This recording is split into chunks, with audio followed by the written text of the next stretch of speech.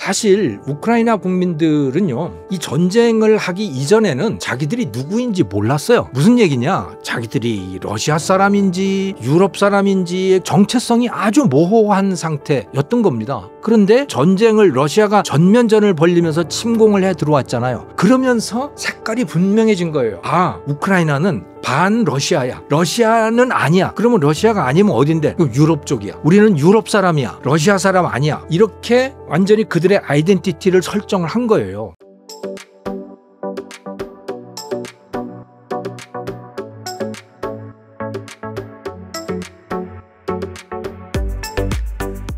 안녕하세요. 김정호 교수님, 간단하게 자기소개 부탁드립니다. 시청자 여러분 안녕하세요. 저는 서강대학교 경제대학원의 김정호 교수입니다. 김정호의 경제TV라고 하는 제 개인 채널을 운영하고 있기도 하고요. 제가 요즘에 제일 관심을 가지고 있는 것은 지경학입니다. 보통은 지정학인데, 그러니까 나라 간의 이 정치적인 투쟁이라든가 전쟁이라든가 이런 것들인데요. 주로 지정학이죠. 저는 경제학자고, 그래서 나라 간의 경제 전쟁, 또 전쟁이 경제에 미치는 영향, 관세 전쟁 이런 거에 대해서 관심이 많습니다. 오늘도 그런 이야기가 많을 것 같습니다. 푸틴이 부활절을 맞아 30시간 동안 휴전한다고 우크라이나에 일방적으로 선언을 했는데요. 푸틴이 30시간 휴전을 제안한 이유는 무엇이고 휴전이 잘 이루어질까요?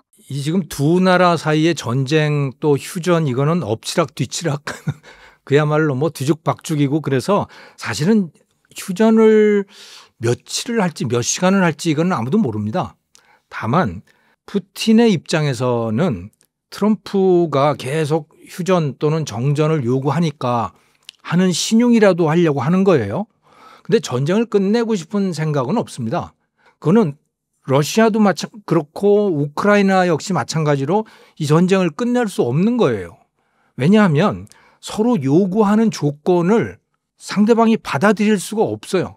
러시아가 요구하는 이 종전 또는 휴전의 조건, 그건 뭐냐면 지금 러시아가 점령하고 있는 우크라이나 동부 지역, 도네츠크라든가 이런 지역을 인정하라는 거예요. 그걸 러시아 영토로 인정을 해라. 그리고 플러스 우크라이나는 나토에 가입하지 말아라.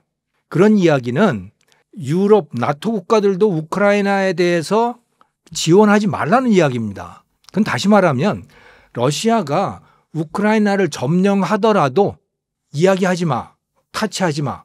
다만 전쟁만 안 나면 되잖아. 전쟁 없이 그냥 점령하는 거에 대해서 이래라 저래라 말하지 마라고 하는 겁니다. 러시아는 우크라이나에 대해서 그래서 나토 가입하지 말라고 하는 거고, 나토도 손대지 말라고 하는 그거예요.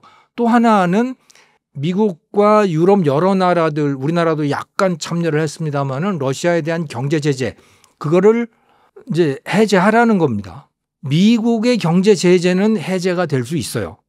그거는 트럼프가 나 이제 더 이상 경제 제재 안 할 거야 라고 하면 해제가 될 수 있습니다. 하지만 유럽 국가들은요, 경제 제재를 해제할 생각이 없습니다. 러시아가 우크라이나를 점령하게 놔둘 생각이 전혀 없어요.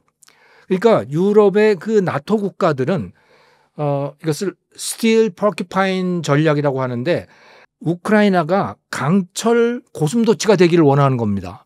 그래서 러시아가 아무리 때려도 죽지 않는, 러시아만 찔리는 그런 나라로 만들고자 하는 거예요. 유럽의 다른 나라들은.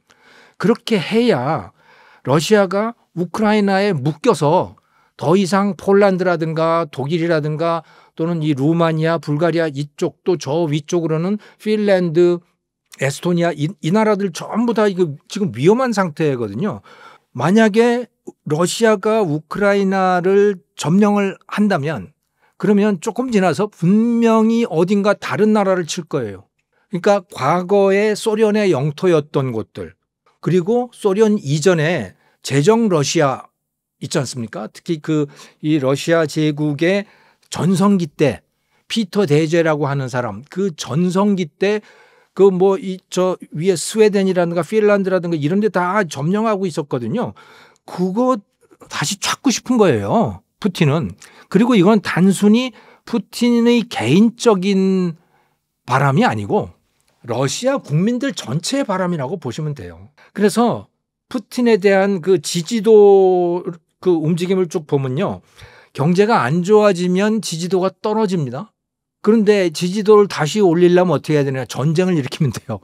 전쟁이 나면 지지도가 쫙 올라갑니다. 지금도 그래서 푸틴의 지지도가 굉장히 높아요.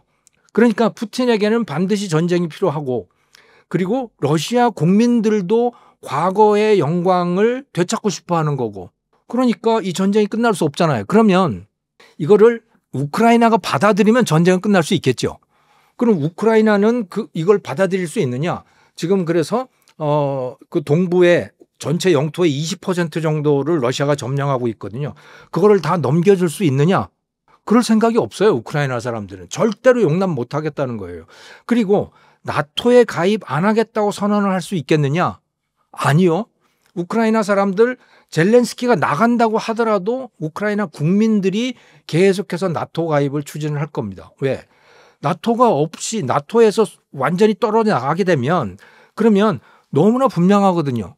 분명히 러시아가 우크라이나를 먹으려고 할 것이고 그리고 뭐 러시아 영토로 만들지는 않는다고 하더라도 우크라이나에다가 러시아 위성 정권 허수아비 꼭두각시 정권을 만들 거라고 하는 건 너무나 분명하기 때문에 그런 데서 살고 싶지 않은 거예요. 사실 우크라이나 국민들은요. 이 전쟁을 하기 이전에는 자기들이 누구인지 몰랐어요. 솔직히 말해서. 무슨 얘기냐. 자기들이 러시아 사람인지 유럽 사람인지 구소련 사람인지 도대체 정체성이 아주 모호한 상태였던 겁니다. 그런데 이번에 2022년부터 지금 전쟁을 러시아가 전면전을 벌리면서 침공을 해 들어왔잖아요. 그러면서 색깔이 분명해진 거예요. 아, 우크라이나는 반 러시아야. 러시아는 아니야. 그러면 러시아가 아니면 어딘데? 유럽 쪽이야. 우리는 유럽 사람이야. 러시아 사람 아니야. 이렇게 완전히 그들의 아이덴티티를 설정을 한 거예요. 이거는 마치 우리가 그 6.25 한국 전쟁을 겪으면서 거쳐왔던 한국인들의 과정하고 굉장히 비슷한데요. 6.25 이전에 우리가 1945년에 일본으로부터 해방이 됐고 그리고 미군이 진주를 했고 그러니까 독립이 된 게 아니었습니다. 1945년에 일본은 물러갔지만 미국이 들어왔어요. 미군이 지배하는 나라였잖아요. 그러다가 1948년에 대한민국 정부가 수립이 되었는데 이게 뭔지를 몰랐어요, 사람들은. 이게 뭐 과거의 일본의 전통이 그대로 있는 건지. 왜냐하면 36년 동안 일본 방식으로 살았잖아요. 그런데 그거를 미군이 점령을 했잖아요. 그러면 미국식으로 살아야 되는 건지 아니면 북한 저쪽처럼 이거 소련식으로 어떻게 해야 되는 건지 그리고 그 당시에 한국인들은 뭐 한국인이라기보다는 조선 사람들이었죠. 이 조선인들은 사실 사회주의적인 성향이 매우 강했어요. 그래서 1945년 그 해방 직후에 미 군정이 한국인들 7천 명인가를 대상으로 해서 이제 그러니까 한국인이 원하는 국가는 어떤 국가냐라고 하는 것을 설문조사를 했는데요. 80% 이상이 사회주의였습니다. 사회주의를 왜 좋아할 수밖에 없냐면 그 당시에 세계의 희망, 인류의 희망은 바로 소련이었기 때문에 그랬어요. 미국이라는 나라는 1930년대에 대공황이 나서 이제 자본주의는 끝났구나 이렇게 받아들인 지식인들이 굉장히 많았고 그러다가 보니까 우리나라 이 조선 땅에서 독립운동을 하던 사람들은 다 지식인들이었지 않습니까? 그 지식인들이 지향하는 바가 뭐냐? 그게 사회주의였어요. 그러니까 조선의 인민들의 입장에서는 일본 사람들 밑에서 지배를 받고 있기는 하지만 저 만주 땅이나 저런 데서 독립운동을 하는 사람들 그 사람들이 사회주의자들이 많잖아요. 그러니까 사회주의를 좋아할 수밖에 없는 거예요. 그걸 동경하고. 그러니까 한국인들은 자기가 사회주의로 가야 되는지 미국식으로 가야 되는 건지 아니면 일본 방식을 그대로 따라야 하는 건지 뒤죽박죽인 상태가 되어 있던 거예요. 그러다가 전쟁이 터졌잖아요. 그 전쟁을 일으키고 자기를 죽이려고 하는 그 상대방이 뭡니까? 그게 공산주의자들이잖아요. 그리고 소련이고. 그럼 분명해진 건 뭐냐? 이거는 반공산주의, 반소련. 그리고 거기에서 우리를 구해준 데가 어디예요? 미국이잖아요. 그러니까 미국 쪽으로 가야 되는구나. 이게 분명해진 거예요. 거기에서 그러니까 한국 전쟁을 거치면서 한국 사람들의 아이덴티티가 분명히 새로운 아이덴티티가 생겨나고 가야 할 방향을 확실하게 정하고 그랬거든요. 지금 우크라이나가 딱 그전 그러고 있는 겁니다. 네. 그래서 유럽 쪽으로 간다. 나토 쪽으로 간다라고 하는 걸 분명히 정한 거예요, 이 사람들이. 그런데 러시아가 너희들 나한테 와서 엎드려라고 하면 그거 엎드리겠습니까? 절대로 엎드릴 수 없어요. 네. 절대로 엎드릴 수 없습니다. 자, 이런 상황에서는 전쟁이 끝나려면 어떻게 해야 되느냐? 우크라이나 사람들이 항복을 해야 되는 겁니다. 휴전이나 뭐 이런 게 아니고 항복을 해. 나 더 이상 못 싸우니까 나 좀 봐줘라고 해야 되는 거예요. 그런데 지금 우크라이나가 그러겠느냐? 또 러시아가 전쟁을 멈출 수 있느냐? 러시아도 전쟁을 멈출 수 없다는 건 이미 말씀을 드렸잖아요. 우크라이나도 전쟁을 멈출 생각이 없고 또 상당한 능력을 그동안에 쌓았어요. 정말 놀라운 거는요. 러시아도 경제 성장률이 2024년에 4% 막 이렇게 되잖아요. 전쟁 중인데 우크라이나는요 한 3%대요. 경제 성장률이. 도대체 어떻게 그러지? 전쟁을 하는 나라가 우크라이나 경제가요. 지금 엄청나게 빨리 성장을 하고 있는 상황입니다. 특히 벤처 산업 부분, 드론이라든가 인공지능이라든가 이쪽 부문이요. 조금 있으면 세계 최강이 될 수도 있어요. 여기가. 왜냐하면 실전이잖아요.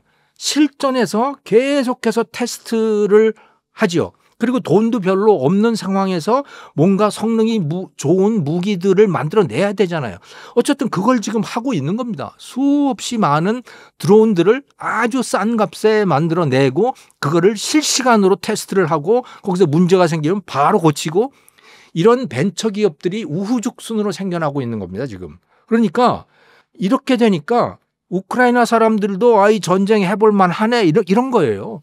미국이 도와주면 좋겠지만 안 도와줘도 해볼 만해. 거기다가 유럽 국가들이 우크라이나를 적극적으로 지원을 하는 거예요. 더욱더. 왜냐하면 우크라이나가 여기 버텨주길 원하는 거죠. 그래야 러시아가 유럽 쪽으로 못 오니까. 이렇게 되니까 우크라이나도 전쟁을 멈출 생각이 없고 전쟁을 지속할 능력도 상당히 있고 러시아도 전쟁을 멈출 생각이 없고 그러면 어떻게 되겠습니까? 휴전이라고 하는 거 이거를 트럼프가 하도 뭐 그 휴전을 하라고 밀어붙이고 압박을 가하니 뭐 하는 척은 하겠지만 양쪽 다 그거 일시적일 거예요. 그럴 수가 없는 겁니다. 둘 중에 하나가 망해야 되는 싸움이에요. 이게 지금. 근데 어느 쪽도 망할 가능성이 별로 없어요. 그래서 이 전쟁 못 끝난다고 저는 봅니다.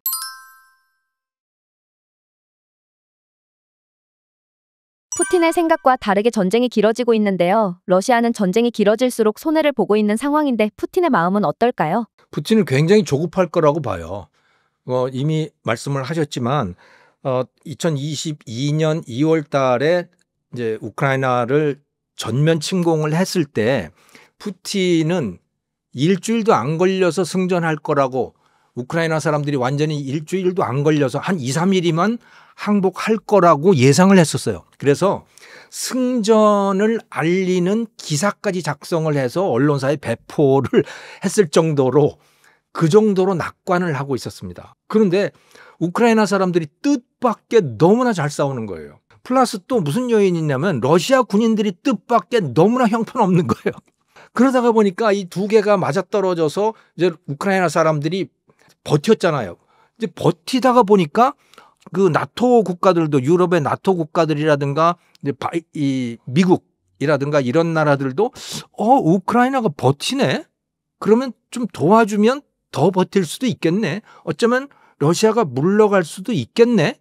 라고 해서 이제 본격적으로 군사적인 지원 또는 뭐 경제적 지원 이런 것들을 본격적으로 하게 되고 그러다 보니까 우크라이나 사람들이 더욱 힘이 나서 러시아군을 맞상대를 하게 됐고 그래서 처음에는 이 러시아가 우크라이나 그 국경 접하고 있는 국경 전체에서 다 싸움을 벌였습니다마는 다 물러간 거예요. 물러갈 수밖에 없었어요. 그래서 결국은 동부 지역만 남게 된 거죠.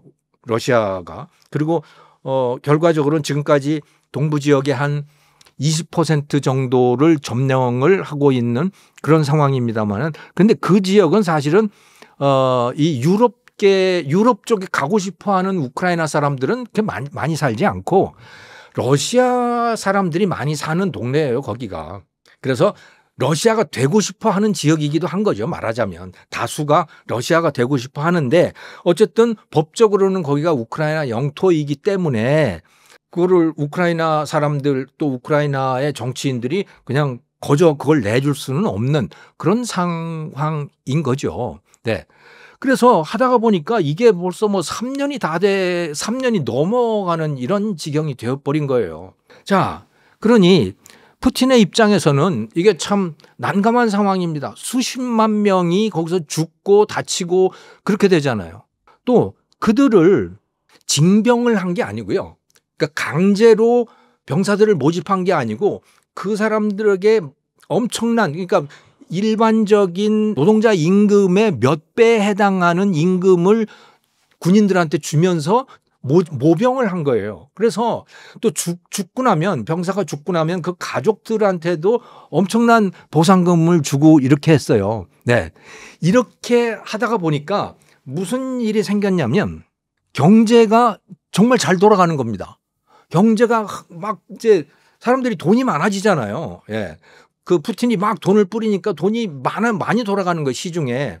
거기다가 또 그 이전에 일반적인 민수 공장이었던 것들, 뭐 자동차 공장이든 아니면 기계 공장이든 이런 공장들이 있지 않습니까? 섬유 공장도 마찬가지고 이런 공장들을 외국인들이 많이 와서 했었는데 이제 전쟁이 벌어지고 그러니까 그 사람들이 다 떠났을 거 아닙니까? 떠나서 공장이 비게 된 거예요. 그런데 그거를 러시아인들이 맡아서 이제 그 공장을 돌리기 시작했는데 그런데 어떻게 돌린 거냐면 거기에서 무기 생산하고 군수품 생산을 하는 겁니다. 그럼 그걸 사주는 건 누구냐? 그건 정부가 사주잖아요. 군대가 사주잖아요. 그러니까 수요가 저절로 뒷받침이 되는 거예요. 그렇게. 네. 그래서 공장이 막 돌아가고 뭐 돈도 막 흥청망청 풀리고 이렇게 됐어요. 자, 그런데 서방이 경제 제재를 하지 않습니까? 경제 제재를 하다가 보니까 물자가 부족한 거예요. 군수품도 만들고 다 만들고 사람들은 소비도 하고 그래야 되는데 외부에서 들어오는 소비 물자들 또 뭐 생산 물자들 이런 것들이 유럽이나 미국에서 오는 것들은 다 끊겨버리는 거죠. 그래서 어쩔 수 없이 중국한테 손을 내밀었던 거고 중국이 그래서 이제 러시아에다가 수출을 굉장히 많이 해 줬는데 그것도 사실은 그렇게 여의치가 않은 겁니다. 중국도 어느 정도는 미국 눈치를 보거든요. 예. 특히 바이든 정부 때 그랬던 거죠. 미국 눈치를 보다 보니까 러시아가 물자 부족 현상이 꽤 심각해요. 그런데 한편으로는 GDP는 막 4% 성장해요. 우리나라는 2%도 안 돼서 1.5% 된다 막 이런 상황인데 전쟁을 하고 있는 러시아는 경제 성장률이 4%씩 막 이렇게 되는 이유는 그게 무기 생산 때문에 그런 겁니다. 무기 생산을 하면서 그러니까 생산이잖아요. 그 공장이 돌아가다 보니까 그게 생산액이 되는 거고 GDP라고 하는 게 기본적으로 국내 총 생산이잖아요. 그 생산이 많아지니까 그 숫자가 올라갈 거 아닙니까? 그게 이제 바로 이제 경제 성장률로 나타나는 거고 그래서 러시아 경제 잘 돌아가네라고 했는데 그게 사실은 일반 국민들의 관점에서 보면 살기가 상당히 어려운 거예요. 뭘 보면 알 수가 있느냐? 러시아의 지난 3월 물가 상승률, 소비자 물가 상승률이 전년도 대비해서 10%가 올랐어요. 엄청난 물가 상승이 지금 벌어지고 있는 겁니다. 그래서 물가를 잡아야 될 거 아닙니까? 그래서 심지어 러시아 중앙은행의 정책금리, 우리로 따지면 기준금리죠. 우리가 기준금리가 2.75%거든요. 한국은행에서 결정하는 거. 러시아는 지금 21%예요. 그게. 기준금리를 21%로 그렇게 책정을 해놨어요. 왜? 물가를 잡으려고 하는 거거든요. 물가를 잡으려고 그러는데 물가가 여전히 안 잡히는 겁니다. 왜? 지금 말씀드린 이런 이유 때문에 그런 거예요. 정부가 푸틴이 돈을 마구 풀어내요. 마구 풀어내는데 물자는 부족해. 외부로부터 들어오는 것들이 상당히 끊겼기 때문에. 그 돈은 많고 물자는 부족하고 그러니 물가는 올라가고 사람들의 삶은 팍팍하고 전쟁은 벌어지고 있고 뭐 이런 상황인 거예요. 그런데 이게 더 가면 이제 상당히 난감한 상황이 될 수가 있는 거예요. 왜냐?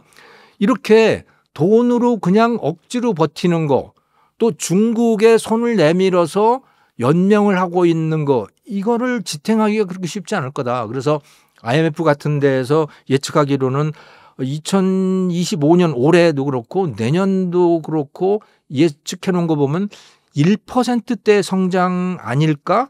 그것도 가능할지 의문이다라고 하는 그런 예상들을 내놓고 있는 거죠. 거기다가 또 하나의 지금 그 굉장히 중요한 변수가 새로운 상황이 벌어지고 있는 것이 바로 유가입니다.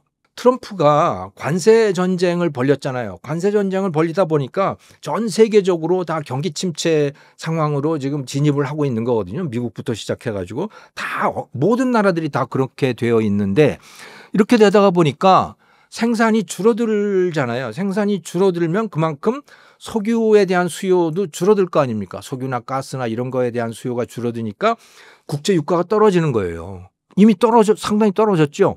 국제 유가가 떨어지는데 러시아 입장에서 가장 큰 정부 수입원 또 국가 수입원은 석유 판매 수입이에요. 또 가스 판매 수입 이런 거거든요. 근데 그거 유가가 떨어지면 어떻게 되겠습니까? 당연히 치명타를 입게 되는 거죠. 사실 푸틴이 1990년대 말에 집권을 하고 나서 그다음부터 국민의 열화와 같은 지지를 얻게 되거든요. 그렇게 됐던 배경은 뭐냐면 고유가였어요. 푸틴이 집권을 하면서 그 이전에는 저유가 상황이었습니다. 옐친 대통령 때는 저유가 상황이었어요.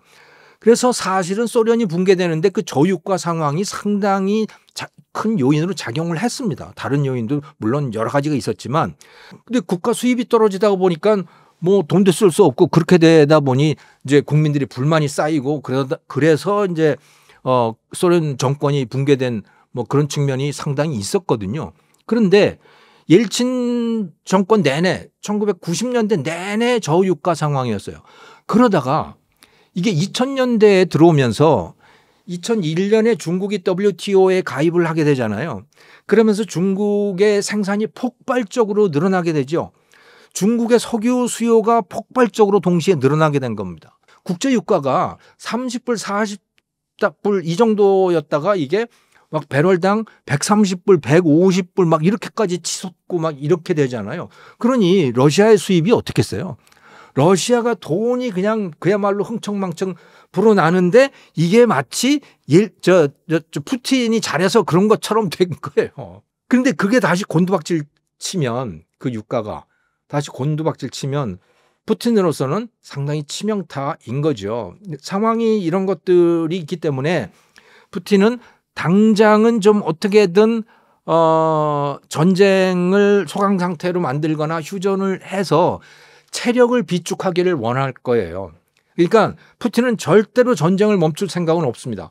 전쟁을 멈추면 그의 정권도 끝난다고 봐야 돼요. 하지만 체력은 있어야 되잖아요. 전투력은 갖춰야 되지 않습니까? 그러기 위해서 이 국력을 비축할 시간이 어느 정도는 이제 필요한 상황이 된 거죠. 왜냐하면 지난 3년 동안의 전쟁이라고 하는 게 전혀 뜻밖의 상황으로 지금 3년을 질질 끌어온 상태였기 때문에 그렇게 된 겁니다. 그래서 푸틴은 상당히 지금 난감한 상황이다. 어떻게든 체면은 살리면서 요거를 잠시 소강 상태로 만들어서 국내에서 국력을 비축할 기회를 갖고 싶어 할 거다. 저는 그렇게 추측을 하고 있습니다.